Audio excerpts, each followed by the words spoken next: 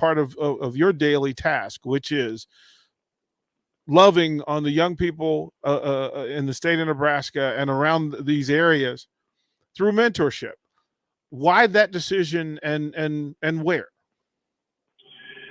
Well, I would say it goes back to being a kid. I was a kid that was bullied, but I always had a good heart. I was always a nice, good kid, but for some reason, I was always seen as this outlier. But I always told myself one day, if I ever had the opportunity, I would do all that I could do to show that love, to be that nice person, and to help others to understand that kindness is cool, not putting down people. And of course, just being exposed to Coach Osborne and the work that he's doing with teammates, he has helped me to understand that the best things in life are not things. The best things in life are people, as well as this model of servant leadership, which is about putting others first. You lead by serving. You lead with your example.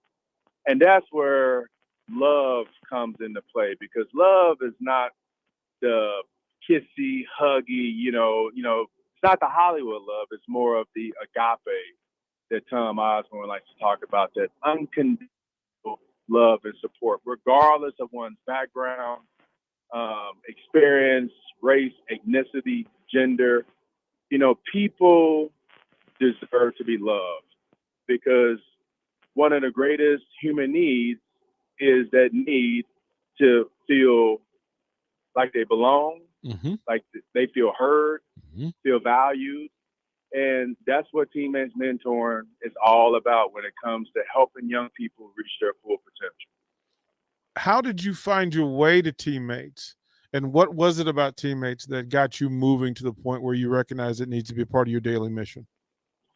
When I was a student athlete, the opportunity presented itself for me to be a role model to just one young adult.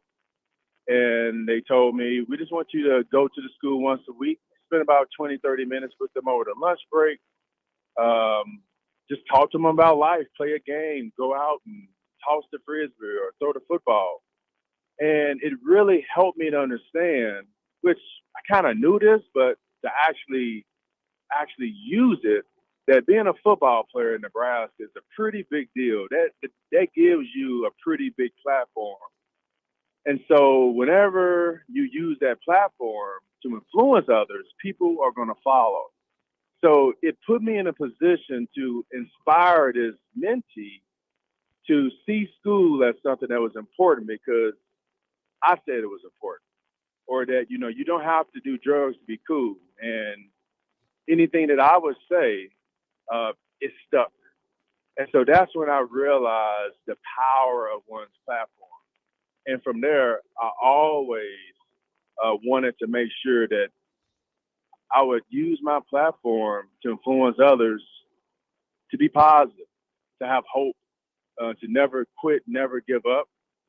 And so ever since I was exposed to teammates as being a mentor, from, being a student athlete to actually work for teammates, is like a dream come true. How do we get the good people of Nebraska to the young people who need them? What's the easiest way to get people, one, aware of teammates, two, active in teammates? Like I said, love requires action. So to get them active in teammates, how do we get them to cross the bridge? Well, many, many ways. Of course, for anyone that wants to learn about teammates, they can go to our website, teammates.org, or find us on Facebook, Twitter, Instagram. But, we are living in a time where our young people are being exposed and influenced to so many negative role models, from your TikTok to your Instagram to your Snapchat. What they see is what they get. And if the adults don't recognize that they must be the ones to use their role to be that positive role model, then our future is not looking good. And so I think the first thing that adults need to recognize is, how can we set up our younger generation, this generation, to be the next generation.